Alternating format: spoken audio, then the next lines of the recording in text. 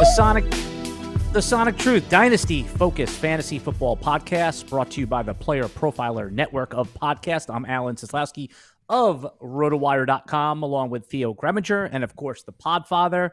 And, guys, I very rarely shout out. You know, like those people that shout out celebrities, R.I.P. this celebrity on, like, social media. They want you to know that they were a fan of that celebrity. It's like, dude, I know, you don't have to do that. But Pee Wee Herman, man, that hit a different level. Was he part of either of your childhoods, or did that pass you by a little bit, Matt Kelly? I was a Pee Wee Herman fan. I was Pee Wee Herman's Playhouse, the show, not just the movie. The movie was a big deal. The movie was Big Adventure. Special. Pee Wee's Big Adventure was and it wasn't the Big Top Pee Wee too. Big Top, yep. And he also played the Penguin's father in Batman Returns, if I'm recalling correctly. That I Go don't know. deep, Alan. I thought that was Burgess Meredith. It was good. It was good content, man. It was good content for brilliant. kids. I enjoyed it very much, and it you know, it's an end of an era. Do you remember the key phrase of Jambi, the head in the box, when they wanted to like make a wish come true? Let's test your depth of Pee Wee knowledge before we get into our dynasty lesson learned. No idea. Mecca lecca hi, mecca hiney ho. Mecca lecca hi, mecca hiney ho, man. Dude, you're bringing back memories. That's what I'm saying. Pee Wee is nostalgic. So anyway, I very rarely do that, but I had to do it. He was like literally one of my all-timers. And it's not often that I get to talk to my contemporaries, Matt Kelly, a drop younger than us, Theo. But let's talk about as we get into the season here. By the way, worst start of the show yet. Pee Wee Herman. He's starting with Pee Wee Herman nostalgia. This is bad content so far. Well, I was in a dark place yesterday, very upset about Pee Wee Herman. Well, I was just masturbating in a movie theater, so I thought of Pee Wee. You know, do you remember that part of Pee Wee? We do, Alan. Yeah, that's maybe the only redeeming quality is that he actually made us as adults. We could laugh at him. What movie were you at? What movie were you at, Alan? Were you at Oppenheimer or Barbie? Too soon. But yeah, Carrot Top had a joke. He had he called it the Pee Wee Herman popcorn bucket, and it had a hole in the bottom of the bucket, so you could put it on your lap. Get it? No, I get it. It's great, but then it would get really salty and it would probably burn. It would not be good. Not salty. Good. But then the butter would help. See? Right? So there's something wrong with people that have to expose themselves in public. I think that was I think that with a lot of artists, they're already in a frail mental state. To get to create the art, you have to be near the edge of sanity for a lot of the great art, a lot of the great performances where you're watching an actor and you're like, he might be going insane. I'm so sold on what he's doing. I think he actually may be insane. Right? Yeah. Well, this is before Pornhub though. So you had to go to the movie theater if you wanted to partake in, watching, playing with things. This is, had Pee Wee had Pornhub and iPhone back then, he may not have gone to the theater. And also, shame on the police for putting him out there and sort of ruining his career. That's not like the vice cops, right? It's not one of the better jobs to have. And then so they were like, oh, we got a big fish. Oh, we're going to get some publicity out of this. Oh, we're going to bring down Pee Wee Herman because of this. When the poor guy just needed to rectify a boner. And so thanks a lot, assholes. You ruined Pee Wee Herman for us. It's all right. Vice cops. Made it better for me. Theo Gremminger, as we transition off of Pee Wee's boner. Thankfully. Did I mention this was the worst way to start a show I've ever had in my history in doing this show? At least odd start. Hey, listen, odd, terrible. You didn't even brief us. This is the thing with Alan. We have this pre-show where we're going through the show sheet. We're talking about. I thought we were going to talk about like my weekend doing the Connecticut Challenge for cancer survivors because we all know from the show that, how much I love James Conner and respect him and John Mechie. And so I put my money and my legs, right, work for this cause. And Pee Wee died of cancer, so it is appropriate too. It all ties together. Right. The Connecticut Challenge specifically is for those that to reacclimate back to society and help all of those that have been had all these medical bills and all those things that stack up as you're through the cancer fight. And then so it's one thing to try to cure it. It's another thing that, hey, there's a whole bunch of people out there that have beat it and they also need help. And that's why we rode on Saturday. And I thought that's the way we were going to start the show. But Alan did not brief us. He just sideswiped us and ambushed us with Pee Wee Herman talk to start the show. But it did allow us to bust out the boner sound effect, which is always good. And yeah, we 25 miles, man. 25 miles with hills through this place called Greenfield Hill in Fairfield. Not that easy. And something happened during the ride, which surprised me, is very rare that you get to max out yourself athletically. It's just a very rare thing, right? I think playing basketball, sometimes I get to a point where I'm like, my body, I physically cannot run anymore. Like, I could go on a fast break right now and get a layup, but I can't do it. Like, it's not possible. So once in a while, we get to that place. But so often we go to the gym or even with a trainer, we're pushing ourselves, but it's never to the absolute max. Where on this bike ride at like mile 18, a guy was passing me, and I was like, oh, I can draft behind this guy. This will be great. He's not going that fast. And it was like I went to push a button, and nothing happened. Like, any motorized device that has a button that you push to start the engine, that you just push it down, and then it was like with my legs, I pushed the button. I was like, okay, here we go. Like, it wasn't, they weren't burning. It wasn't like I was gassed with my lungs burning. It was no problem. It's just that my legs were cooked. My legs were done, and I couldn't pedal, no matter how much willpower. Like, there is a limit to how far willpower can take you, where eventually your muscles are not in a position to do the thing that your brain is asking them to do. And to get to that place is kind of an interesting experience. So I appreciated the ability to just put my body in that position because it's so rare. Very exciting stuff. Very exciting stuff.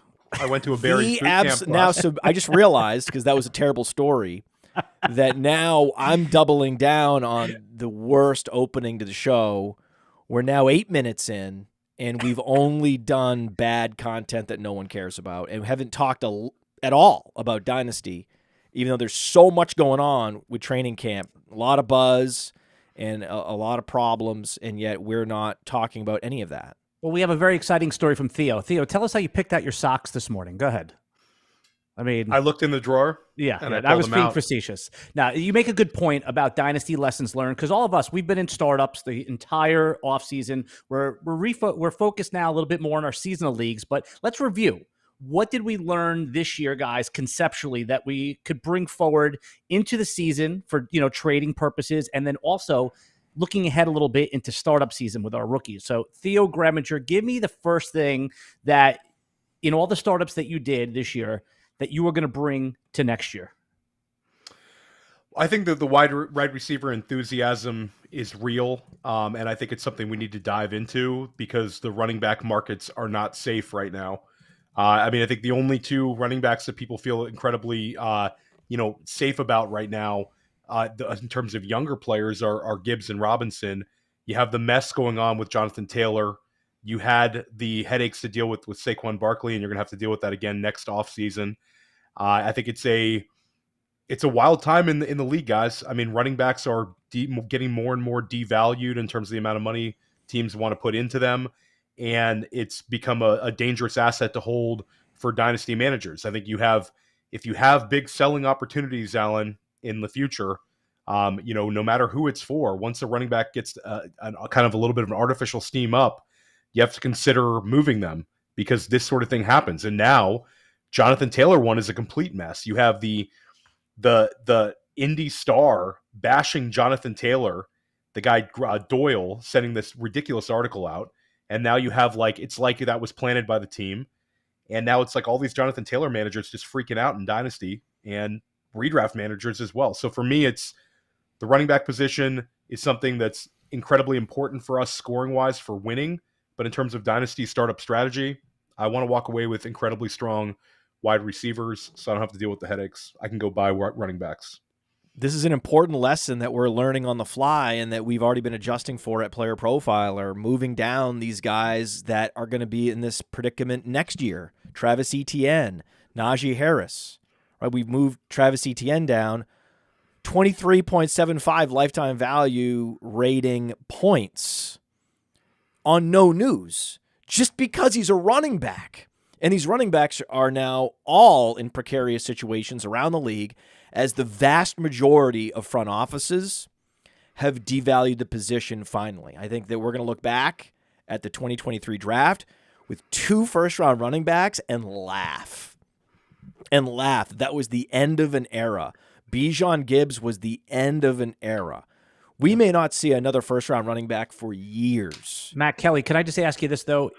Could it go the other way, where they know they have complete team control with the 5th-year option and the franchise tag for 6 years by taking a first-round running back, whereas Taylor, for example, a second-round running back, is only on a 4-year contract. You get the extra year of a stud running back by getting him in the first round. Do you think teams might think that way? No. Look at the Cowboys. Where the Cowboys not only have not brought Zeke back yet, but they still can and likely will.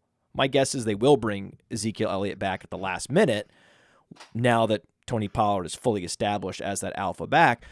But the fact that Jerry Jones doesn't value running backs anymore, and they didn't draft a running back, not even in round 5, 6, 7 in 2023. Did they get Deuce Vaughn in 6 or something like that, in 5? Where'd they get Deuce? He's Vaughn? a special team. He's a special team gadget kick returner player. guy. That's not a real running back. No. That was a favor to the running back coach, his father, that they would bring him in to play some special teams. That was a special team. That was essentially like a punter. He's not going to play the actual running back position. He's 5'3". Okay, so that's not it, right? They didn't draft any running back that you could then play in place of Tony Pollard should Tony Pollard withstand an injury, right? They have Malik Davis behind Tony Pollard, and then behind Malik Davis is Rico Dowdle. But actually, now you look up, and according to the beat reporters in Dallas, Rico Dowdle is getting a lot of these second-team carries and touches, which makes sense. Rico Dowdle was a more impressive prospect, much better athletic profile, also bigger. So he's bigger and more athletic and a more decorated college player at South Carolina than Malik Davis. So this idea that Malik Davis was the number 2, that was a lock from as soon as the draft was over, was a absolute falsehood. I have no Malik Davis. I don't know why anyone's drafting a running back, no matter how deep or how late, who runs a 4.72, who is by no means assured the number 2 job. They'll probably bring Elliott back, and then Rico Dowdle's better. So this Malik Davis era of handcuff drafting is thankfully dead, but it was a fun time. It was a fun few months where I did see Malik Davis being drafted in most dynasty leagues, and I just laughed. I laughed and laughed and laughed. But we're now in a place where running back devaluation has been internalized across almost every front office, that there's even less long-term security, and that running backs that are not rookies are not even guaranteed the last year of their contract. Look at DeAndre Swift. DeAndre Swift didn't even make it to the end of his contract, and he was an early second-round pick in Detroit.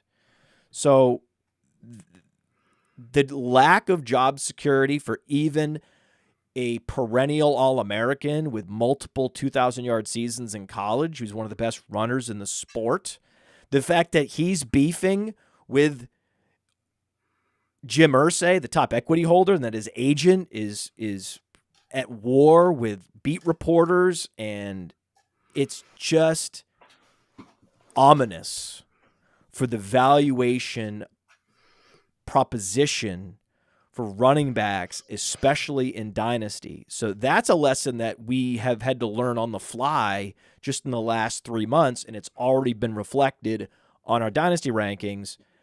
And with me personally, a lesson that I have learned over the last few years is to not make Dynasty transactions, especially trades, based on news in May, June, and July.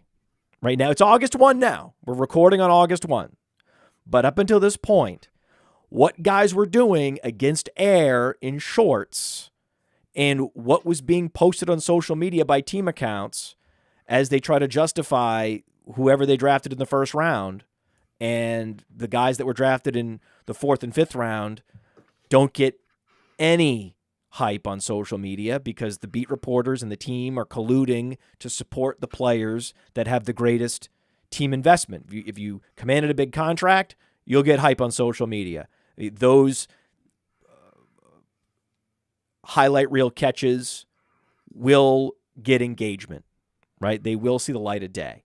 Whereas a Calvin Austin, right, some 4th round pick, running back that breaks off a huge play, huge deep catch for a touchdown, those videos never see the light of day. So there's this bias toward, hey, let's make sure we maximize the number of Quentin Johnston highlight reel catches that we can post in July. There's a whole concerted effort around the industry to make sure that we prop up all these players as much as possible that the team's most invested in. So our whole perception of how these players are doing in camp is skewed by the availability of the information. So it's an availability bias in conjunction with a confirmation bias by the teams in particular. So that when you go out and you make a transaction in Dynasty based on something that's been happening in July, it is almost always a mistake. And that has been, something I will take to my grave. It took me years to finally slap my wrist enough times to stop doing it. And now I'm the one who's trying to offload players. As soon as the hype starts in July, they go on the block. Give me all of the Jahmyr Gibbs camp highlights that I can handle, Matt. Give them to me all. They make me I disagree excited. with your whole premise, by the way, Theo. There's only one running back that anyone can rely on right now in Dynasty, and that's Bijan Robinson. Jahmyr Gibbs is far from a sure thing. We will see what he ends up becoming in whatever sort of super highly versatile role they design for him. I am always cautious and reticent to overdraft those players or pay up and overpay and trade for those players. I am much more of a, does this player fit the bell cow profile? Is he Jonathan Taylor? Is he Bijan Robinson? That's the player I'm much more likely to invest in Dynasty. Well, it's definitely a Bijan Robinson tier break, and then a conversation about the RB2 right now in Dynasty. But they're all terrifying, is the bottom line. Jahmyr is not quite terrifying. They're all terrifying. It's like Bijan, and then I might as well drop all the way down to Chubb and Rachaad White. And Matt, there's also an argument for, if you have your Dynasty team set in terms of your production at the other positions, the whole age apex thing is a scary thing, but these running backs who are slightly older, they have a more of an insulated role and less contract concerns. A guy like Nick Chubb, a guy like Christian McCaffrey, a guy like Austin Eckler, Austin Eckler, we had a little bit of scare this summer, but we're fine now. These guys, we kind of know exactly what we're getting. They're there to score fantasy points. There's not I need my next contract because the writing's on the wall. So I think for me, it's right now you can go get Derrick Henry for relatively cheap versus what he's going to do this year. And I'm okay with one week rentals. I had this conversation with our friend Scott Bullinger, Jax Falcone, who was here on the Sonic Truth Dynasty podcast last week. And we were both talking about kind of like the Age Apex kind of scared us off for years, but now Age Apex means settled contract. Well, let me ask you this, guys, before we take a quick break here. If you're in season and you need a running back, and say someone like Zay Flowers hasn't done anything through 4 weeks, right? Just say like he's just the typical rookie. Would you trade for Derrick Henry for someone like Zay Flowers in week 4 if Henry's doing Henry things? It's a team context thing, Alan, but I think I just said if you need a running back. I think I'd be able to make up at wide receiver. You know, I don't want to move Zay Flowers. We love Zay Flowers, a player profiler. But yes, if I can go make some money, you know, I think you can aim a little lower than that, though, Alan. I think you can get. Well, no, you do not trade players with phenomenal prospect profiles, 46% dominator rating, first-round draft capital, total dog attitude in camp. Absolutely not. Okay. Part of the lesson that I've learned over the years, which has led me to refraining from overpaying for players with July hype and actually capitalizing on it, is by the same token, using the same principles to zoom out and not judge these players based on what they're doing in the summer or the first couple weeks of the season, and trust the profile. With someone like Addison, Flowers, even Jaden Reed, and Marvin Mims, I am trusting the profile. And those would be players that I'd be actively targeting to acquire. And the last thing I would do would be selling low. You don't sell low on a rookie at the beginning of their career, especially a rookie wide receiver that is going to take a few weeks to get acclimated to the league. The last thing you would do is sell low on that particular player at that particular time for a running back that's 29 years old. That makes no sense. But I do agree that as you're divesting from the running back position, which is something you need to start doing, the way to do it is to invest in less expensive young running backs, right? Young running backs that could be the guy. Chuba Hubbard, Kenneth Gainwell, Roshan Johnson, right? A lot of these guys were drafted in day 3. They don't have big-time brand equity.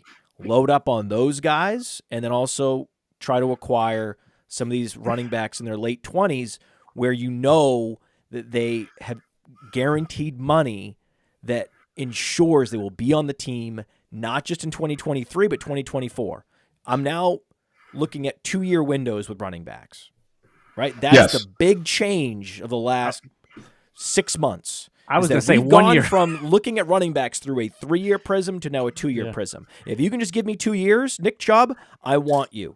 Yeah, James Conner. And then with Rashad White, I know I'm getting 3 years of Rashad White, and I know that as a 3rd-round pick on a rebuilding team, Rashad White is not going to be agitating for a big contract extension a year from now. So I feel good about players like Rashad White. Tony Pollard was that guy. Remember, Tony Pollard was franchise tagged and he just signed it. Whereas there was saber rattling with Saquon Barkley and Josh Jacobs, and that same day that we heard that, they're going to hold out, Tony Pollard signed. Yep. That's why I love the Tony Pollards. That's why I love Rashad Whites. You want to be shopping in that bin of the running back store, and you want to be also going into, past the age apex, as Theo mentioned. All right. Somebody on our stream has a little bit of noise going in the background, so we'll take care of that while we go to a quick break. And then when we come back, guys, I want to talk about Quentin Johnston, Jameson Williams, Aaron Rodgers, Devontae Adams, Dalvin Cook, and a whole bunch more. But first, a quick word from Rival Fantasy. Baseball season's heating up. It's all about baseball right now. Baseball. Yeah, baseball is the most exploitable of the sports, especially on Rival Fantasy, rivalfantasy.com. Go there now. They have the fantasy book where you can take over under a certain number of fantasy points, and they have challenges where you can take player X or player Y. I get great pleasure out of fading Mike Trout into oblivion. And then don't forget about Fantasy Bingo, where you can say, okay, I think Acuna's going to steal a base today. I think that Freddie Freeman's going to have 2 hits based on the matchup. The lefty-righty and the pitcher quality matchups that you could exploit are unlike any other sport. Go to rivalfantasy.com. Use the promo code PLAYER. They refund any losses up to $50, and they are a great supporter of Player Profiler. Everything we do, this show in particular, is only possible because of Rival. Rivalfantasy.com. The promo code is PLAYER. We're back with the Sonic Truth Dynasty Fantasy Football Podcast. I'm Alan Seslowsky, along with Theo Gremminger and the Podfather. Guys, I want to talk about Jamison Williams here and Quentin Johnston. Nice shirt, Alan. Right? Yeah, boy. Yeah, did you see my shirt? Look at my shirt. Well, here, the microphone's in the way. Football card draft, 1992. Beautiful. Beautiful. Good-looking shirt. Theo, what do you got Game designer, impartial judge, and overall champion. Because the game we would do, it was the original fantasy football game from my childhood. After we were done watching Pee Wee Herman, we would play a game where we would basically put all our football cards out like on the floor, and then we would just draft by going through. You take turns going through and take a football card and build a team using football cards. And then I was a player, and I was also, because I designed the game, I was also the judge of who had the best team. So then we would just go through the teams, we would evaluate the teams, and then we would each tell a narrative about what we believe our teams would do. Here's how my team would perform. This is what you can expect from my team when you're watching it on Sunday, of this amalgam of players, this fantasy team, which was before fantasy football existed. And as it turns out, Alan, my oration skills, my you guys ability hear all that to, noise in the back? What is that noise? It's driving the stream crazy here. Do you guys hear like all the fumbling? papers? Papers, yeah. There's something going on. It's Is that coming through? Is that Theo? Are there papers? Are there papers, Theo? There's like a heavy breathing. There's papers scrambling around. Is that on my end?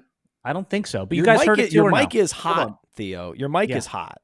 Tap on that microphone. Tap on it. Yeah, it's on for sure. It's on. It's a hot mic. I think it's Theo, if I had to guess. And did you hear? Sure. Did you hear all that, Matt? The like, it was like, fumbling of papers. It was. I don't know where that was. But did you hear it too? I didn't hear it. I heard a fumbling of papers. Yeah. No, I think it's Theo because his mic is hot. He doesn't realize how much noise he's making. Trust me, for the podcast, we're going to edit this out in post. Don't worry about that.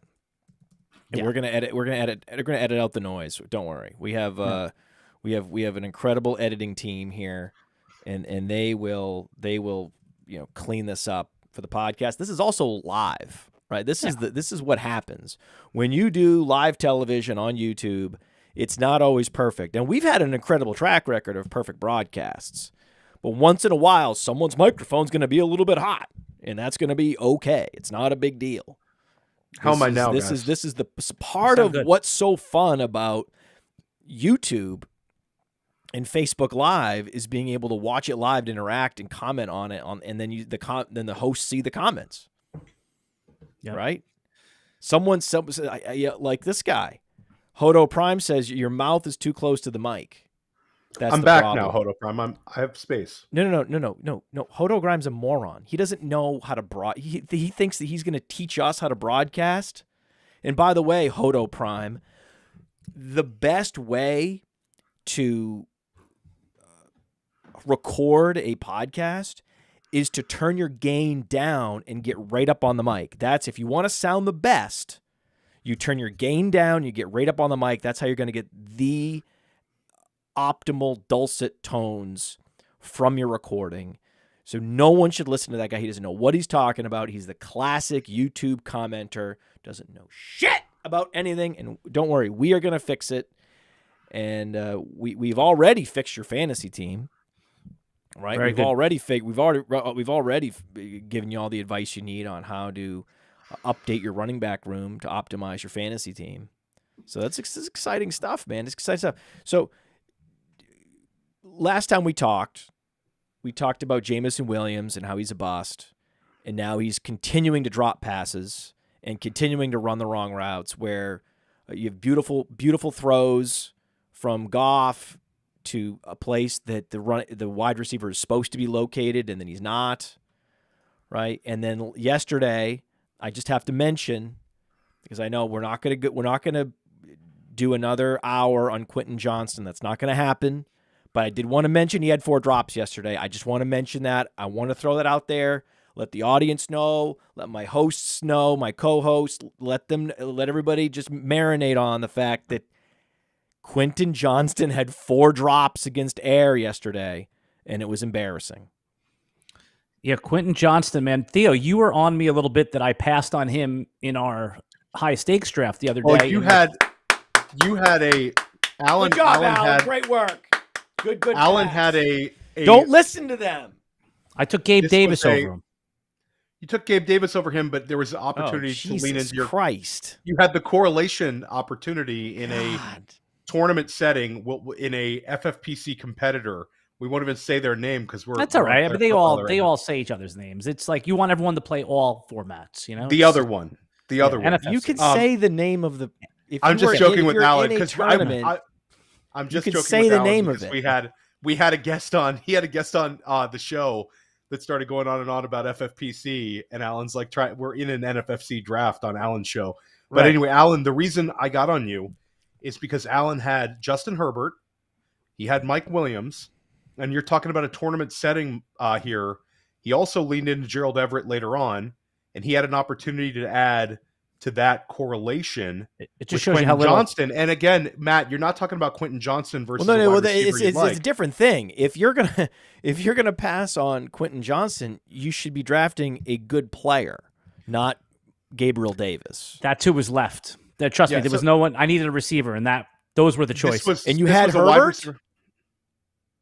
Well, then at that point, I mean, I do have a Quentin Johnston in Dynasty. It is a fact that I did draft him.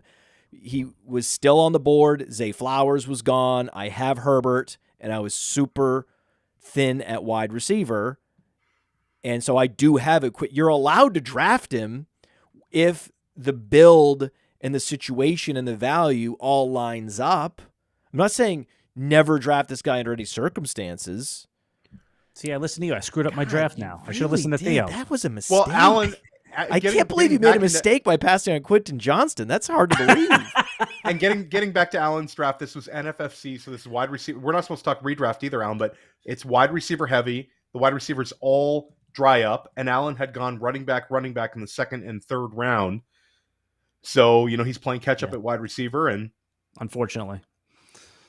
Yeah, that's all right. I just don't. Again, we can pivot off Quentin Johnston because I want to talk about Jameson Williams, guys, and what his value is for Dynasty. But the last thing I'll say is that I'm with Matt Kelly. I'm not a believer that Quentin Johnston's going to help my team. I don't care if it's correlated or not. Whereas I have a little bit more belief that Gabe Davis has a chance to be a little more consistent this year. But put that aside, at Fantasy_Mansion, if there's drops happening from a Quentin Johnston or a Jameson Williams, these epic mega bust receivers, I will be tweeting about it, and I did. Johnston had 4 drops. I tweeted as expected, right? And then the replies were interesting. The replies were, I thought, so misguided that it was funny. Remember fading this guy? That was the reply. Remember fading this guy? And it was a headline of Jamar Chase drops passes in Bengals practice, struggling in Bengals practice, right? Remember fading this guy? So Twitter's response, and shame on anyone that would make this comparison, because it is the ultimate false equivalency to go from, this is a rookie wide receiver that hasn't shown anything yet, but it's still too early to judge him, right? You need to be fair and not jump to conclusions and call him bust before he plays an NFL snap. some sort of, nuanced, measured response or retort. No, that's not what I received. I received Ja'Marr Chase headlines. Okay? As if Ja'Marr Chase and Quentin Johnston are anything close to similar. That's where you're going? You're now comparing Quentin Johnston to Ja'Marr Chase? One of the greatest wide receiver prospects we've ever seen, an utterly dominant receiver who is commanding more targets from Joe Burrow while sharing a field with Justin Jefferson than Quentin Johnston was commanding from Max Duggan, sharing a field with people no one's ever heard of and no one ever will hear of. These two players couldn't be further from each other. One was drafted in the top 10, had a sub 4.4 40, was expected to run a 4.45, ran a 4.38. So he outperformed his projected athleticism at the combine, actually participated in drills he didn't even have to. Right? His agent said, you don't need to participate in the agility drills. He volunteered to participate in these drills. Scouts had to shame Quentin Johnston, convince him, cajole him to participate in the agility drills at his pro day, and then he flamed out and he posted like a 16th percentile agility score. Whereas Ja'Marr Chase was a super ultra dominant college wide receiver at an early age. Quentin Johnston never was an upper percentile size-adjusted athlete. Quentin Johnston is relatively slow and lacks lateral quickness and had a full and complete route tree at LSU, and Quentin Johnston can run 3 routes: the bubble screen, the slant, and the 9 route, and that is it. Oh, wait, no, he can throw a hitch in there once in a while, but he's not good at them. So get out of here with Ja'Marr Chase and these false equivalencies. Just because two guys had some bad practices dropping passes during training camp doesn't make them the same guy. It's absurd. Quentin Johnston was known as a drop artist at TCU, led his conference in drops and drop rate, and dropped 3 consecutive dimes from Duggan at the TCU Pro Day, to the point where his quarterback, who's there for him, to support him, was putting his hands on his helmet. He was in such distress at how this teammate of his was failing under the brightest lights. And so it makes sense that as the days go by and the stakes level up in training camp, that cracks would start to surface in Quentin Johnston's game. First and foremost, the stone hands. What are we doing here? I mean, people really need Matt to compare Ja'Marr Chase and Quentin Johnston. Come on, people. Guys, we had some breaking news. That's not big breaking news, but it does affect our rookie tight end outlooks here a little bit. Only give maybe some confirmation. The Raiders just cut O.J. Howard. No big deal, right? That just kind of clears the way a little bit more for Michael Mayer, who had been falling, guys, in our Dynasty rankings below LaPorta lately. He's been falling, obviously, below Kincaid. He ain't dead yet. He's not the clear-cut number 3. And again, not that O.J. Howard was going to take any of his snaps, but this, to me, signals confidence in the rookie. He's the best. Absolutely. Yeah. He's the best. He's the best. This is where Theo and I disagree the most vigorously. Theo likes Dalton Kincaid and loves Sam LaPorta, and I respect those players. I respect LaPorta more than Kincaid. It's Mayer, LaPorta, Kincaid. That's how I have them ranked. Mayer was only the greatest college tight end of all time. That's it. That's all. And then he was drafted in the very early second round. And because, for whatever reason, there were fewer beat reporters and attendees at Raiders camp snapping videos and posting them on Twitter, somehow, some way, LaPorta's value usurped Mayer in the last couple weeks, which is exactly the lesson that I learned and shared on this program 10 minutes ago. which is don't do that. Don't allow videos posted in July to shift your fundamental rookie rankings that are based on a player's entire college career in the entire pre-draft process, the entirety of who they are. To allow a video posted on social media by the team account to change your mind about tight end X versus tight end Y is bad process.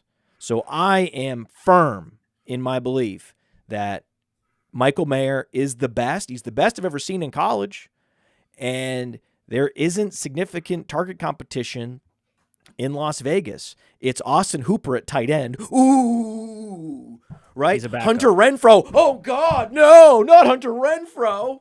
Right? And then there's just two guys left after that. Jacoby Myers, who is a possession receiver, and a 30-year-old DeVonta Adams who doesn't want to be there.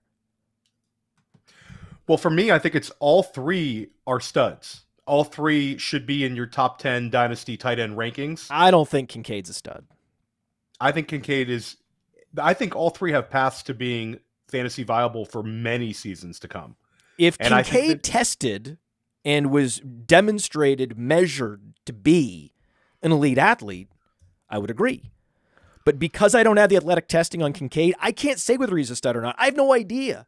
You're relying on tape watchers and old crusty scouts, and I don't rely on them. So LaPorta is an elite athlete and was productive enough that I could say, yes, stud. Absolutely. And he's in a great situation. He's in an incredible situation because Jameson Williams is going to be a Henry Ruggs level bust in the league. Too soon. I think that's like the one thing really steaming up LaPorta, Matt, is people think they're going to get off to an extremely quick start, which, does matter. The production we get in year one does matter. But again, this is if you want to go Mayer over LaPorta, I'd say that's fine. Again, they're right in the same tier for me. It's only because he's the greatest ever. Theo, he just happens to be the best football player playing tight end in the history of that position. Yeah. I mean, it's not like I have anything else to go on, right? So I understand, Theo, why you may not have Mayer as your tight end one in this class. I mean, that's all. I mean, yeah. I should look. I'm going to go look. You know what? I'm going to think on it. I'm going to sleep on it. And I'm going to come back to you guys in the next show, and I'm going to reassess, and I'm just going to make sure that my process is good, that if a guy's the greatest of all time, that he's probably the best in his rookie class. But maybe it's possible that I got something wrong, and I'll get back to you guys, okay? Yeah, there was a note this morning also that Alan, said... I will say, before you get your point across, that if you subscribe to Player Profiler, you'll see our Dynasty rankings. We want you drafting tight ends this year. We've been saying it on the Sonic Truth Dynasty podcast forever. And if you still have an entry point to go get one of these three guys, Matt, I hate to be like the cop-out answer, because you love Mayer, I love Kincaid, but I think if you have an opportunity to trade for one of these guys heading into the season, I'm fine with that. I would pay the price to get one of these, potentially elite young tight ends. They're both... I don't want to use the word, there's no sure things at tight end. Tight ends can bust. But all three of these guys have paths to big-time fantasy viability, and none of them has steamed up to the point that you can't get them for your Dynasty team. So I'm all in on getting one of these three guys. And, Matt, your guy Luke Musgrave is the cheapest one. You can still get Luke Musgrave for cheaper than any of these guys, and he's going to be on the field from day one, and the camp buzz for him is quite positive. He's further ahead of Tucker Kraft than we thought. We thought that was going to be a little bit of a challenge. That's a big deal, right? I mean, come on. Luke Musgrave is that guy. Put his mustache aside. That guy is big and fast. Of all the guys we've talked about, it's actually Musgrave has better size-adjusted athleticism than even LaPorta. And what he did in just a handful of games was special in his final year at Oregon State. So I love these guys, and no one's allowed to be surprised when Kincaid's not even a top 3 tight end from this class. It's only because the competition to be in the top 3 from this class is so rich and deep, and so that is the position to dip into. You want to be drafting into a position of strength, and I just did a rookie mock last night with Bradley Stalder. I said, hey, let's do a rookie mock. We're at my house. He came over. He's staying at his in-laws in Connecticut. We had the fire going. I was like, let's fire up a rookie mock real quick, because I was like, I want to see how high you're going to take Trey McBride, right? Dwayne McBride. Did I say Trey McBride? Remember Trey McBride? He's still there. Trey McBride from William and Mary. So, but no, the other McBride, Dwayne McBride. And so, how high can you take Dwayne McBride? So we did that, and then 5-round rookie draft. I came away with 2 tight ends. That's a very common, and it never happens. This is the first year, and probably the last year, I'll ever have the regularity of double tapping the tight end position in a rookie draft. That's this year and this year only, but this is the year to do it. Hey guys, also clearing the runway for Michael Mayer. It said that that they believe that he's developing into Jimmy Garoppolo's, quote, favorite target. I know that's beat writer talk, but it's better to have that than to not have that. And also, not that you thought that Shane Zylstra was going to take over the job, but last night we learned that he's out for the year more than likely with a, quote, serious knee injury. So maybe the right answer is all 3, right? Maybe next year we're talking. Bradley brought up all the LaPorta hype last night. And he's like, but what about all this hype around LaPorta? The coaches love him. The beat reporters can't stop talking about him. It's been a laser light show from LaPorta and Amon-Ra at Lions camp. And Jameson Williams has had the worst camp of any wide receiver that's on any training camp roster in the NFL. Yeah. Guys, and so my response to Bradley was, or B-Rad, as I like to call him. That's a Jamie Kennedy reference. So my response to B-Rad was, just wait. Just wait. The beat reporters are excited about LaPorta yesterday. Just give it a minute. Give it a couple more days. You're going to get a beat reporter that's just finally seen enough, is at that threshold of spectacular catches from Michael Mayer that he's going to be included in some story in The Athletic. And then I wake up in the morning to this news. So imagine my delight. Guys, I've heard you both talk about on separate podcasts about Aaron Rodgers giving back a lot of money to clear the way possibly for another superstar player, maybe Dalvin Cook. But I took a little bit of a deeper dive and listened to some podcasts. The money is there. He basically gave back cap. He didn't get back cash. He actually is getting more guaranteed money. He went from having 108 guaranteed to about I think he's got 7. He went from 59 guaranteed to 78 guaranteed. So even though he gave back cap, he now has more guaranteed money. It works for both teams. Why didn't they structure the contract this way originally? If it's good for both teams, it's a win-win. Why did they structure it the original way in the first place? Here's the answer. And again, I'm just paraphrasing that. Rodgers agreed with the Packers last year to basically move all of his money to 2023 when he restructured 22, when he took only $1 million in 22 and put all the guaranteed money there to make room for the Packers to do some chicanery. So now when he was traded, it was always known. That's why it was not a big deal to Rodgers. This was part of the pre-agreed. And Andrew Brandt does a fantastic breakdown of this on the Business of Sports podcast, explains it in layman terms if you're interested. But bottom line is, even though the headline was that Rodgers gave back money, he actually gained about 12 to 15 million, maybe even 18 million in guaranteed money now. So it's fake news.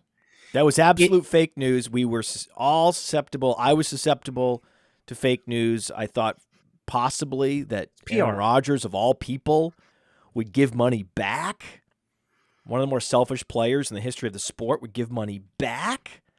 It seemed far-fetched, but I saw the headline. It was on my Google Stories feed, my news stories feed. It was on my Apple device. I gotta trust big tech. They would never allow me to see fake news nowadays, would they? And then now it's like, he's I'm sure more than On- 10 million more guaranteed I'm sure Anand could explain it in, a little bit more comprehensive than I did. We're going to talk about it with Anand. Don't worry, the next decision point. But right, but that's the basic. bottom line is they did free up some cap space for 2023. Yes, that is the takeaway, the actionable news item.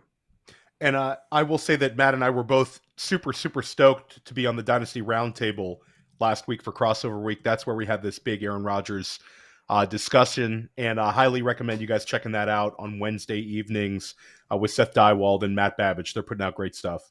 And I was also on the Dynasty Warzone with Memphis Young, my first time, my maiden voyage, and that's when we started first discussing these lessons learned, like, how to capitalize on camp hype and make sure you don't make any regrettable deals.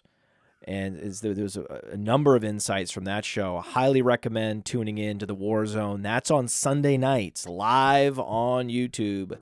Memphis Young, one of the best in the business. Good show. And you guys had a great episode, Matt, too. I highly recommend that one. I got a chance to watch the last half an hour of it. But those guys, they crush it. I mean, it's one of the best Dynasty shows anywhere right now, and it's here on Player Profiler on Sunday evenings.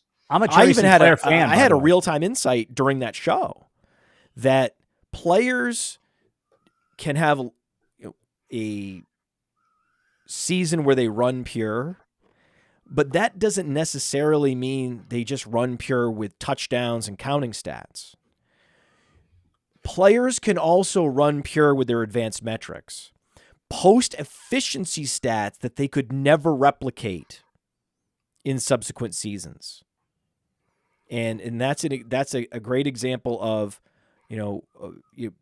not falling into small sample traps, even when you're being dazzled by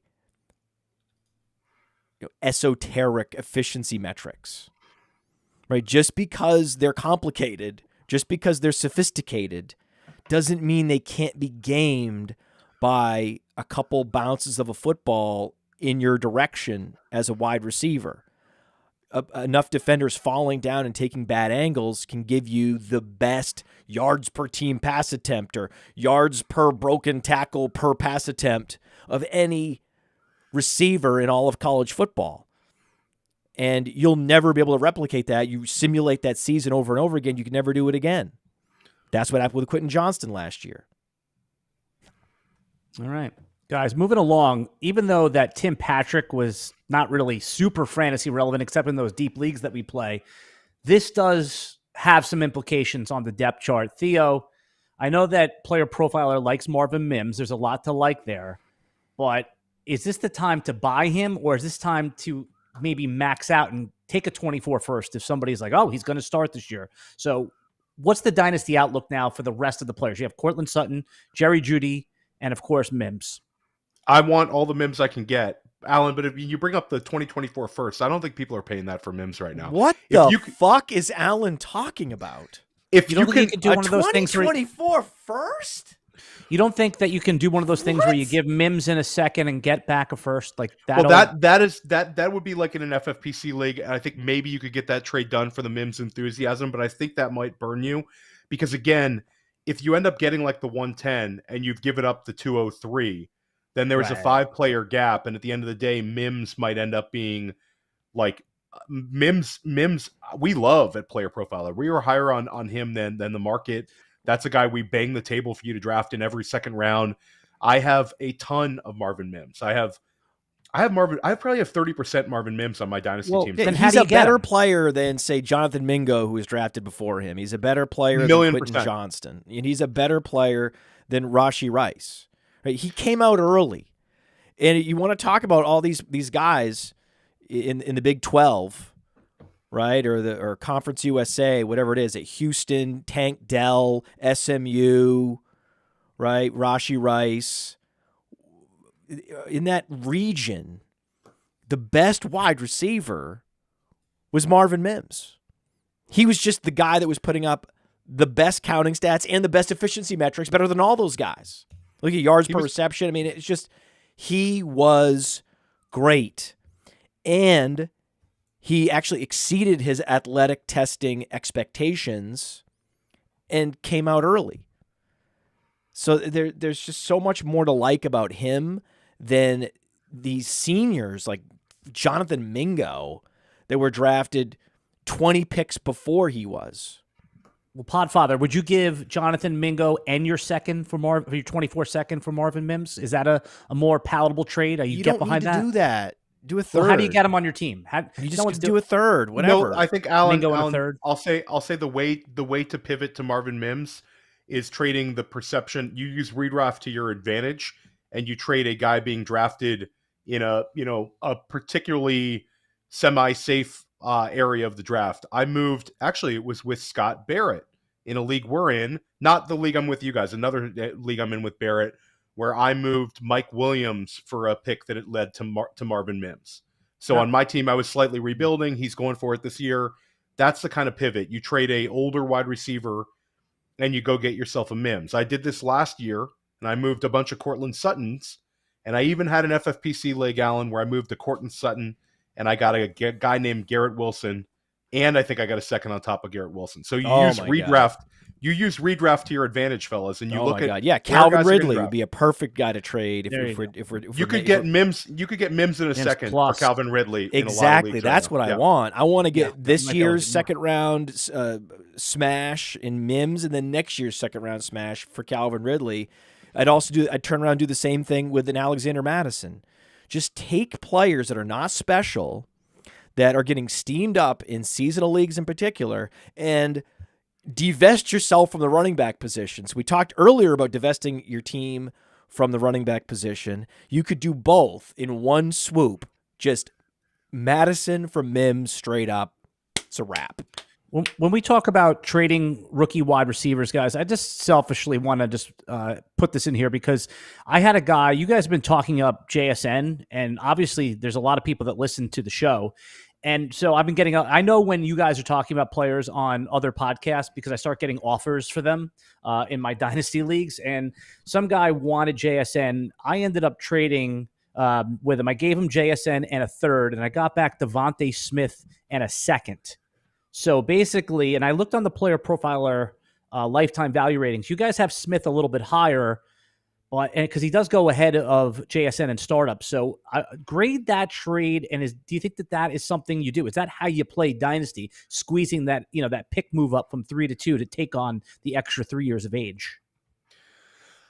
I would be scared to death to trade Jackson Smith and Jigba. I mean, Matt and I talked about him.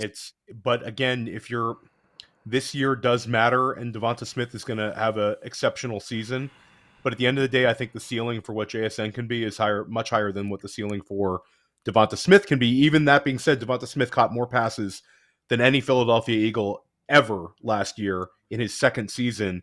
You got a stud piece of a dynasty team, and more established, and also elite. Our lifetime value ratings are set based on probabilities, and there is a probability, a significant one, that JSN never fires.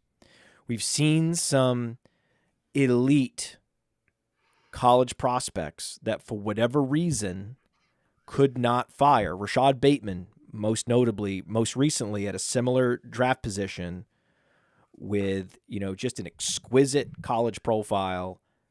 He is now teetering on the precipice of being a bust. So you rubber stamping that trade? I would just because it feels very risky because JSN is absolutely a wide receiver that could beat you in the future.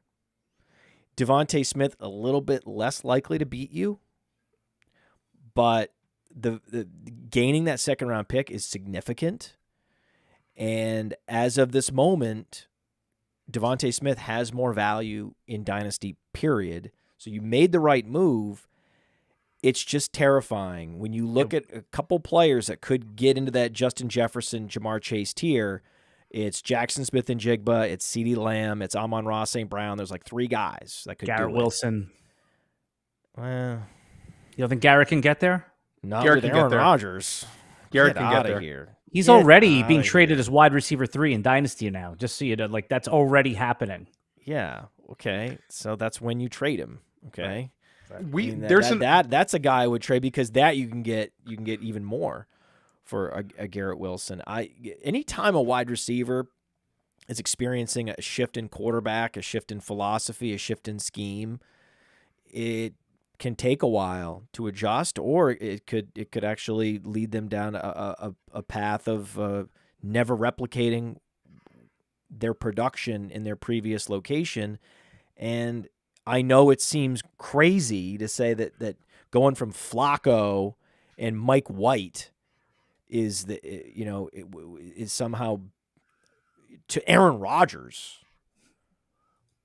bad, but you go from being the ultimate and total focal point of whatever quarterback is back there. And Flacco and Mike White were throwing the ball like 50 times a game. Okay. So it's not like he had Zach Wilson. I hear this. Oh, he got the Zach Wilson to Aaron Rodgers upgrades, the greatest upgrade in the history of a quarterback for a wide receiver like Garrett Wilson. It's like, no. Wilson played like 6 games last year. It was mostly White and Flacco. And the games where Wilson was going crazy were in those high volume shootout games with Flacco and White. So the problem is there's not going to be as many pass attempts in the Aaron Rodgers offense as there was in the Mike White offense. But Garrett Wilson is an exceptional talent. And I had this conversation with Matt the other day on the roundtable, and I brought up year 2 Odell Beckham, where Odell exploded and went over 20 points per game. I think that is in the range of outcomes for Garrett Wilson this year. I think there is a chance, though, Alan, like I brought this up with Jax, Scott Bollinger, and also with Matt, where sometimes in Dynasty, the trades Joanna, what do you yes, exactly. Thank you very much. The Jets were top 5 in plays per game last year. Thank you, Joanna. I hope that Joanna is supporting my argument and not the way that she's framing it. The tone sounds a little bit like she's arguing with me, but this is actually my entire point. That what you saw from Wilson was based on a super high volume, high upside, garbage time centric offense. That's not going to be this. They're going to be winning more games. There's going to be more positive game script. And adding Aaron Rodgers to your offense changes everything. He drains the clock down to 1 second on the play clock, and then he'll call a running play. That's what Aaron Rodgers does. That's the only way. That is the only way that that Aaron Rodgers knows how to run an offense. Top 10 pick, Garrett Wilson. Early production at Ohio State among studs, Garrett Wilson. Garrett Wilson was second most targeted wide receiver of all time as a rookie in terms of targets. So, I mean, we're talking about on that top 5 all time for wide receiver rookie targets. And we're talking about a guy, Matt, absolute stud. I think Garrett Wilson is going to have a fantastic season. I understand the concerns about the Aaron Rodgers, Nathaniel Hackett combination. Oh, it's just gross. And taking the air out of it. But at the end of the day, that's the best playmaker on the team. We also have, Alan, you bring up Breece Hall being slow out the gate. That's the other dynamic playmaker on this Jets roster. This Jets roster does not have enough playmakers on it that Garrett Wilson is not going to be heavily relied on. I think he's in a great spot. And I do understand your concerns, Matt, about how Aaron Rodgers historically likes guys who run routes. He doesn't like freelancers. But at the end of the day, he's got to get the ball to his best player. Allen Lazard has never seen over 100 targets ever at any point in his career. He is what he is. He's a role player. Randall Cobb is, probably 45 at this point. And Tyler Conklin has had the exact same stats for the last 2 seasons. If anybody benefited from the attack that the Jets had with the limited quarterbacks, it was Tyler Conklin last year. So the argument that Tyler Conklin's going to take this big step forward, I don't believe it. It's Garrett Wilson. Garrett Wilson's getting drafted where he is for a reason. But I do think fundamentally, Matt and Allen, you guys bring up an interesting point. Like the idea of Chris Olave and Garrett Wilson right now, both of them are being valued as, for Garrett Wilson as high as wide receiver 3, and for Chris Olave, generally like a top 8 wide receiver in Dynasty. I am not looking to move off of either one of them. but getting a king's ransom in Dynasty for a guy that could be at his peak in terms of value is always something you should kind of listen to. Yes. And sometimes the trades that make you sick to your stomach to make are the ones that pay off the most, where like you could get for Garrett Wilson, there's managers that will give you Jackson Smith and Jigba and a first and maybe something on top. I saw him traded. I saw him. Usually, when you trade like an elite quarterback, get so much for him back, and things have worsened for him. That's the beauty of it. This is a very unique opportunity that we have in Dynasty right now. Is that the public? 99 out of 100 Dynasty managers believe Garrett Wilson's situation has improved dramatically, when actually his situation has gotten worse. And in that context, with a 22-year-old, hype-fueled, massive, young breakout star in the biggest market in America, this is the fertilest possible ground for a fleece Dynasty trade where you just keep asking for more. I want Rachaad White too, and the first. Right? And it's like, give me everything you got if you really want this guy. Show me you really want this guy. He just went from Zach Wilson to Aaron Rodgers. It's the greatest quarterback upgrade in the history of fantasy football, in the history of the NFL, in the history of sports. It's the greatest teammate upgrade ever. He's going to go for 2,000 yards. He's going to be the wide receiver 1 in Dynasty next year. You better get him now. But he could still be in that discussion right after Chase and Jefferson next year. We had this conversation. Matt and I had this conversation. Alan, Matt and I both talked about if there is a wide receiver that can break into the big two next year or surpass one of those guys. It was, with the Justin Jefferson, Jamar Chase, the God tier of wide receivers. I said if there's one in the league right now that could reach that level in terms of dynasty value, it's Garrett Wilson. Matt brought up Jackson Smith and Jigba, which was a great answer. Who would be your wide receiver that could reach that God tier next year? And Matt and I were both on Amon-Ra St. Brown too. So we were both in that little circle. And then he's going to say Amon-Ra St. Brown. Just say Amon-Ra St. Brown. Say Amon-Ra St. Brown, Alan. I mean, that's the predict. Say Amon-Ra. No, here it is. Say Ready? Amon-Ra. If he lands in an amazing spot, Marvin Harrison. There you go. I love it. He could be traded at wide receiver 3 if he lands in a good spot. Not saying he's worth it, but he could be traded there. Okay, so give us an active player, not Marvin Harrison Jr. Lame answer. No one's saying CeeDee Lamb is interesting. No, it's Amon-Ra because he keeps getting better every year. And if he has the 10 touchdown year, he's had 5 touchdowns every year. If he has the 10 touchdown year, he's there. I mean, all he has to do is just have 1,200 yards and 10 touchdowns, and he's there. So Theo, do a bet with Alan and I. What are we going to do? Alan and I will do the same stunt or the same punishment with Amon-Ra versus Garrett Wilson this year. Let's do some kind of contest. I'm not for this year. I'm drafting Amon-Ra St. Brown as high as 8 overall. So, I mean, those guys are going. Those guys are going back to back in drafts, more or less.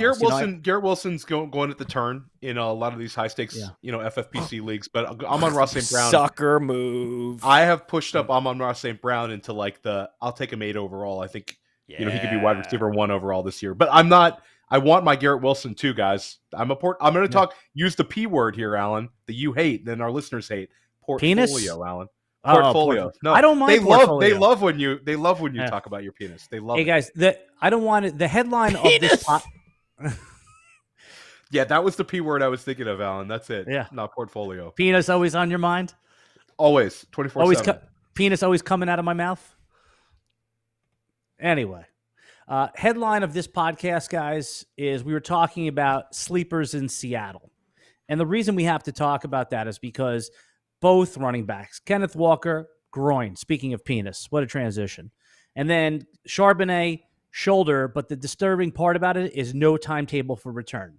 Obviously, both of these guys are going to be back, but this is Pete Carroll's worst nightmare for Dynasty. What's the move here? I mean, I already see in seasonal leagues that Kenneth Walker dropping to the 6th round. Theo, you stopped his drop in the FFPC the other night. Charbonnet sticking around the 9th, 10th round.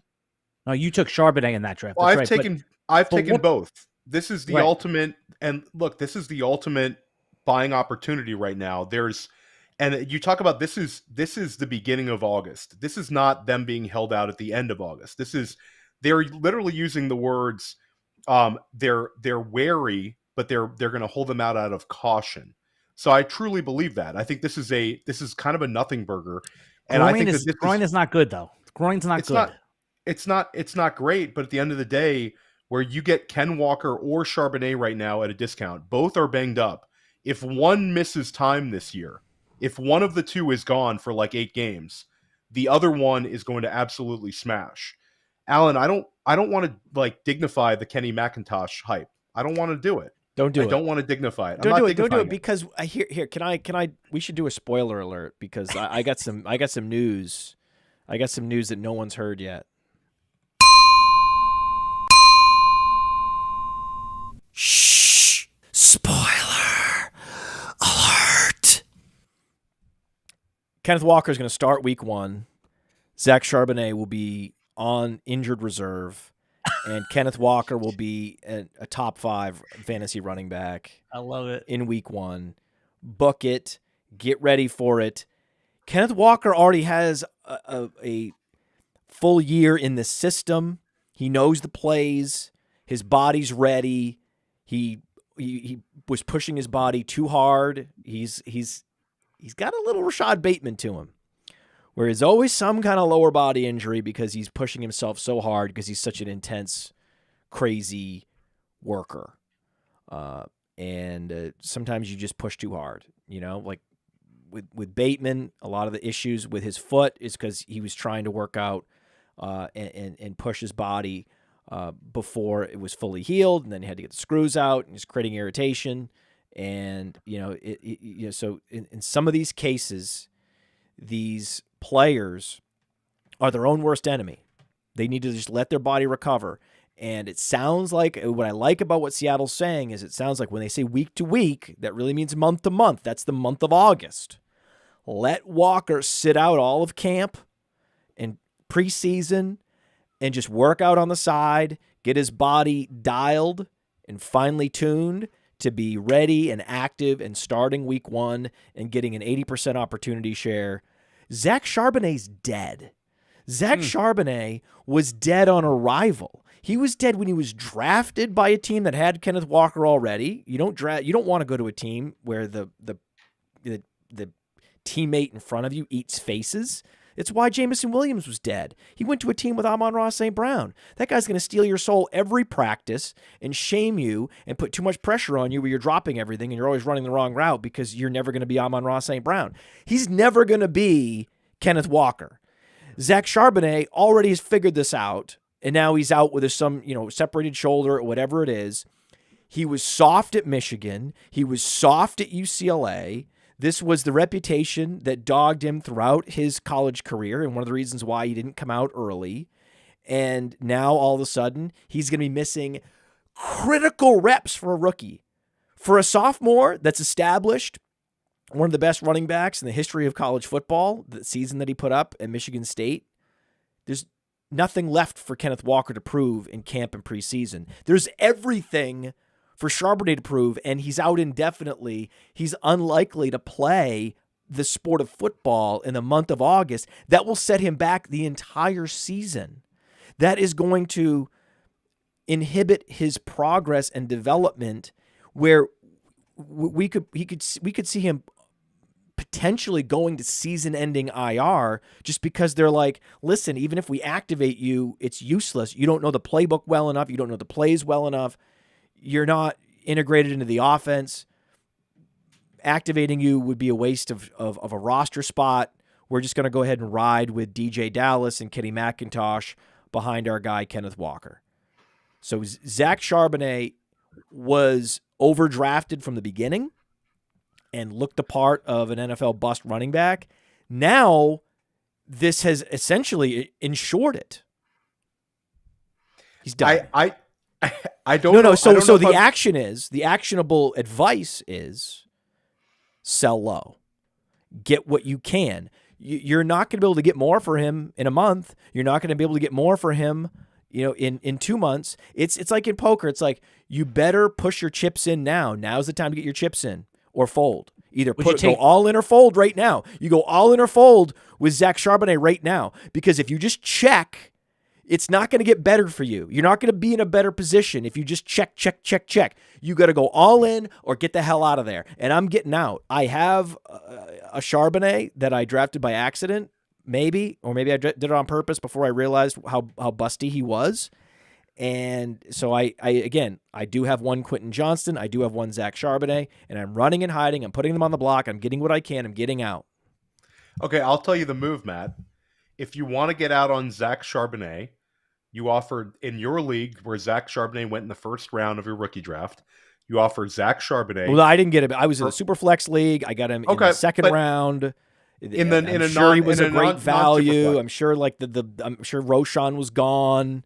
Like, I'm sure, I probably should have drafted Marvin Mims or Jaden Reed over him. The idea that I drafted him ahead of them is shameful, and I'll regret it forever. But I am going to try to get what I can for him in the second rounder next year. No, don't do that, Matt. You get a little more than that. I can get more than that.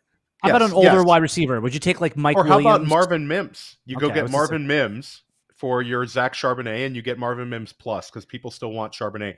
And Matt, they still want Charbonnet. I figured that this news, everyone would know what I know, which is that it's over. Well, would you take a veteran wide receiver like Mike Williams for him if you're in a win now situation? Yes. Okay. Well, that's a trade. Accept. Right. That's a trade that can get done. Oh my God, Alan. Wait, so you guys are saying that I should be aiming higher? Okay, so yes. Go offer him for your guy Michael Mayer. Kenneth, how about Kenneth Gainwell in a second rounder? I mean, you'll get much more. How about Aaron Jones? Would you take Aaron Jones for him? Aaron Jones. Yeah, I think Aaron Jones. Yeah, Aaron Jones. You can get that. Be the one. I had no idea you could get this much for him. Look in the fifth round of redraft. You should be able to get anyone in the fifth round of redraft right now. There's a lot of enthusiasm right now for Zach Charbonnet. Matt Kelly. You think I could get Pacheco in a second rounder? Pacheco straight up, you might be able to get. Okay. What about Antonio Gibson in a second rounder? Now there's hype on Gibson. There's hype on Gibson, but at the end of the day, people love Charbonnet right now. Okay, here's a good way to think about it. Look in the fifth and sixth round of redraft. Anyone over 26 years old, 27 or older, you should be able to get. Anyone that's under 26 and under, you're going to have to add a pick. The other problem is I have Gainwell in every league, so that doesn't really help me.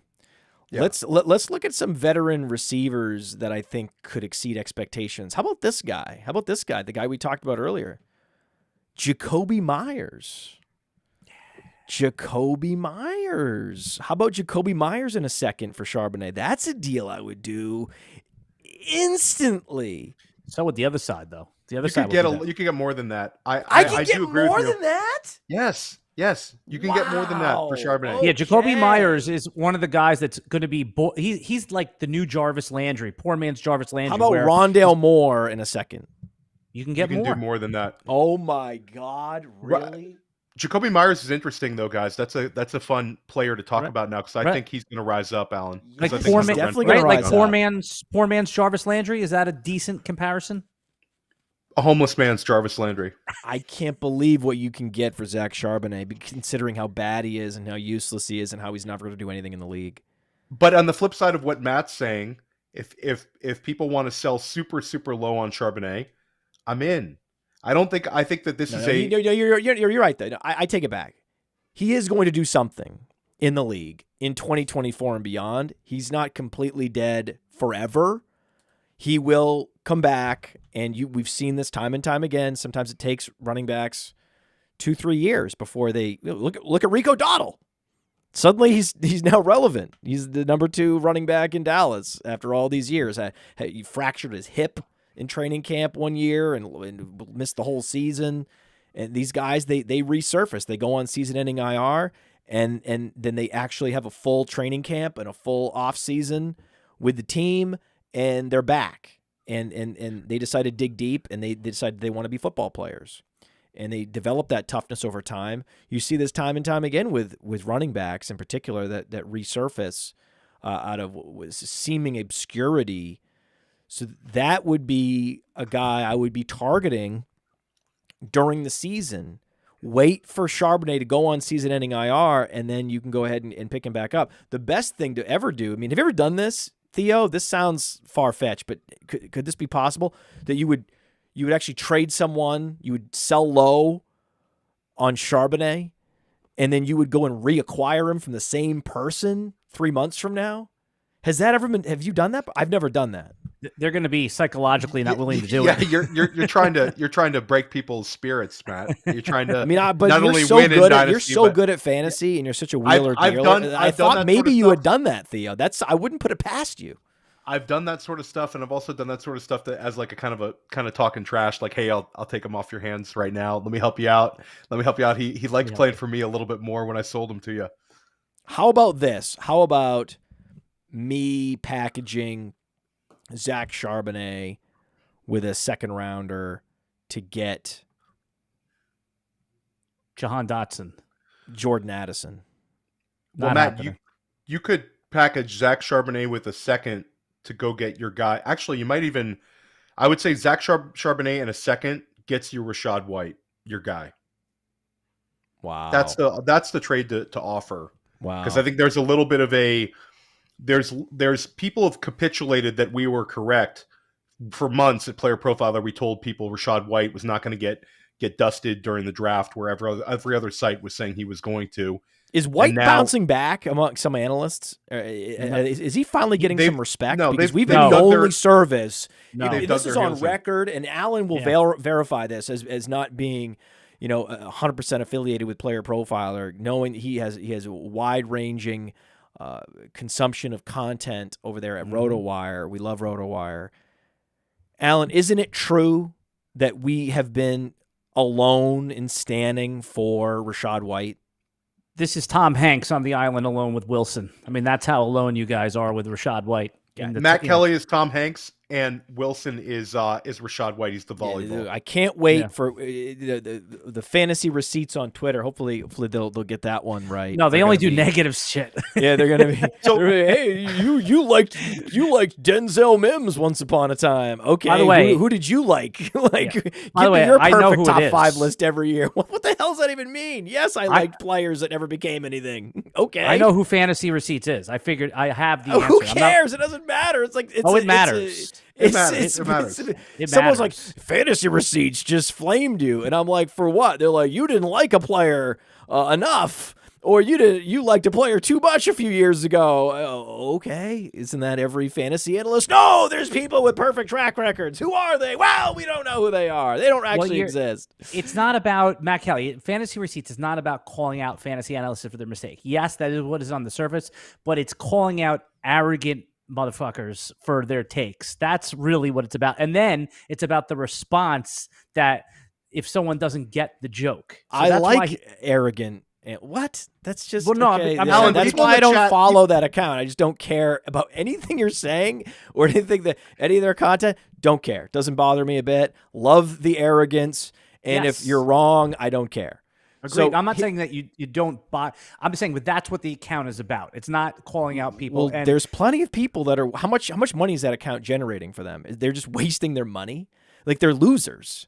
Those people are all those people that have these nameless, faceless, like troll accounts. They're losers because you can't monetize those accounts on Twitter. You're just wasting time being a loser. That's what those people are doing. I mean, if you want to give me the receipt on how much money you made running fantasy receipts, that would be an interesting receipt to see. But my guess is they're making this much money running an account in a masturbatory exercise on social media. Yeah, I have a different opinion on fantasy receipts. I love the account. I think it's one of my favorite because I do think some of the stuff they did was very funny last year. Yeah, though, and the meaner they are, the more vitriol they are, the better it is too. I like the negativity. I don't care. Anonymous accounts can literally anonymous accounts can suck it. I don't care about them. Come out from the shadows and put your name on it. Otherwise, shut the fuck up. And show me the receipts of how much money this incredible enterprise you're spending so much time on is making, right? It's like it's time consuming to scour the internet. That's a lot of time spent It's not that bad anymore doing because you just bookmarked the tweet. absolutely nothing and making nothing. It's really a pathetic endeavor to run one of these anonymous Twitter accounts. All of them. I'm talking about all of them. Well, I'll let her Every know. single one of them. They're in politics. They're in sports. They're everywhere. All these anonymous accounts, and they're all useless. I'll let her know. I'll let her know. I know her well. So I will let her know. Masturbatory and run by losers. She's not a loser. I can assure you that. I know who it is. She's not a loser. Well, She's a brilliant comedian. Brilliant. Okay. But well, agree to disagree. Loser. So here's the thing. What about Pickens? What about Charbonnet and a third rounder for Pickens? Now you're talking. I mean, that's what I want to do because Bradley Stalder, talking to me around the fire last night, reminded me that Pickens was not 100% last year. He was still recovering from the torn ACL. I've been a Pickens backer all offseason. I think some of the Pickens hate is ridiculous. And I think that like people want to poke holes in him on everything. Now, yesterday, he comes out like bombastic saying that he considers himself one of the greatest wide receivers. And he talks about how talented a player he is. I love that. We don't want that. I love bombast on social media, and I love bombast with my football players. Yeah. George Pickens thinks he's the best wide receiver in football. That's awesome. And everything I'm seeing from Kenny Pickett has been positive. And I'm not talking about like the highlight reel dimes he's throwing down the field, which the Steelers' social media account is highly incentivized to post. I'm talking about him participating in drills with the running backs, him elevating himself to a leader of men, because that is a big, big deal. So many of these flame out first-round quarterbacks, what they didn't have was the locker room. Zach Wilson never had the locker room. Blaine Gabbert never had the locker room. Josh Rosen never had the locker room. If you get the locker room and you're an accurate deep ball and under pressure passer, which is what Kenny Pickett was last year, and you're able to scramble for first downs and sustain drives, and you're just doing a huge service to your team, down in, down out, play in, play out, then eventually you're just going to be one of the top quarterbacks in the league and command one of these $300 million plus contracts. That's just how it goes. And players like Kenny Pickett that are wired in that way and are evolving and developing in that way are the ones that accrue value incrementally, where it almost like every time you look up, they've added another 50 lifetime value points on the Player Profiler Superflex rankings. That's Kenny Pickett. And then his alpha receiver, George Pickens, is following like another path where he's finally fully healthy with a full off season, and he's already making all these highlight reel catches in games, right? In games, something Quentin Johnston's not going to be able to do, right? Quentin Johnston's going to drop those. Right? When the lights are on, Quentin Johnston drops those passes. When the lights are on, guess what? George Pickens squeezes the football. I drafted George Pickens in the 8th round of an FFPC main event. That's a money-making move, fellas. If you're doing redraft, go ahead and get him. And I'll say Jordan McNamara, who we've all podcasted with, and has some very strong dynasty takes on a lot of stuff, has been like leading the hatred for George Pickens. Hates him. And a lot of people have kind of joined on that bandwagon. But George Pickens, I'll give this stat a shout out to PFF. This was actually PFF's Pittsburgh Steelers account. He had 18 contested catches, which is the most by a rookie wide receiver that PFF has ever charted. And the guy's got that dog in him. Does that mean he can't get open though? Contested catch. Is there any correlation there? That's the whole argument, is that he can't separate. That's why he has to make contested catches. I will say Matt brought up the fact that he was playing banged up last year. He was also an early declare.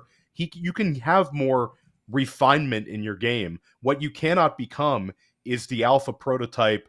You can't get the size speed improving. Like, you can get more refined. That's something you can coach up, and also experience will help with. You've seen plenty of wide receivers who put up numbers like George Pickens did as a rookie, take huge steps forward. It's not like this was something where George Pickens was invisible. George Pickens produced last year. They just had a very struggling offense. And the fact is, I mean, I wouldn't even use the word like disappointment, because historically those numbers are perfectly fine. I think that we wanted more out of Pickens in terms of the stats because we steamed him up in fantasy. But in terms of like historical numbers, every single wide receiver who put numbers up for Mike Tomlin in year one takes a step forward in year two. All of them did. All of them to a T. The only one whose fantasy numbers did not improve in year two was Chase Claypool. And that was only because of touchdowns. Chase Claypool saw very similar terms of targets. The touchdowns didn't go up. You talk about Martavis Bryant. You talk about Deontay Johnson. You talk about Juju Smith-Schuster. And I'll throw Freiermuth in here because he was a second-round pick, and it was a guy that, they target heavily, not a traditional inline tight end, and his numbers went up big time last year. His targets went up. So, like, George Pickens, completely with you, Matt. Like, this is the Pickens hatred has gone way, way too far. We're going to be on Pickens at Player Profiler. You guys should too. I added a first-round pick to Pickens to get up to Chris Olave. So I was selling on that. Somebody like George Pickens. There are people that love George Pickens in Dynasty. And to me, to get up to – it's so hard to get to one of those top 8 wide receivers. This was the way I did it. I'm okay with that trade either way. I think that both sides of that trade have outs to winning. Again, like, it's context. If you tell me that ends up being the 103 and what George was the Pickens, 108? then I'll think, What is just say exactly. It's 107, the 108. That's why it's got outs either way. That's why it's got outs either way. What do you like on that side, Podfather? Would You got to stop trading up, dude. Stop trading first rounders. Stop. Just put yourself in a moratorium. No more first rounders. The elite tier. But you have less to Matt's argument. But Pickens could be just as good as Olave this year. He has that kind of upside. You don't want to trade. You're trading JSN and Pickens. You're trading like the most tantalizing upside plays at the wide receiver position. It's a very dangerous game you're playing, Alan, and I don't like it. What if that was middle name? Hey, I want to take a moment to thank you for tuning in. It's important to me that all of our media be free. This is only possible because of you allowing a true independent sports media enterprise to thrive unlike any other in the business. So please subscribe to the All In Package to continue to make all of this possible, to ensure that all of our stats, information, data, content is available to you, especially you, the people that get the site and get the show.